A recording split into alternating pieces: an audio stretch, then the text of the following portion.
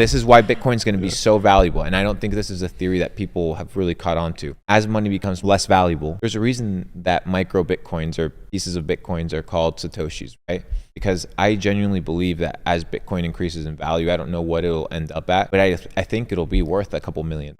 Why? Because it's not that Bitcoin will be more valuable. It'll be that the US dollar will be less valuable. Therefore, the price in correlation to the value of the dollar. So it could still have the same buying power as today, but Correct. be worth millions of dollars. Correct. I'm not saying that that'll happen. I think it'll increase in demand because I think it is popular. People are going to start transacting Satoshi in person. The most untraceable way of transacting money. How's that work? Like just pen phone driving. to phone? Having a pen drive that is worth 50 Satoshis. Okay, yeah. Boom. 50 Satoshis. Transacted, Just done. Passing USB sticks. And I think that that's how we're going to be transacting in a way that is going to be untraceable when the actual physical cash is gone. And that's when I think Bitcoin will become valuable.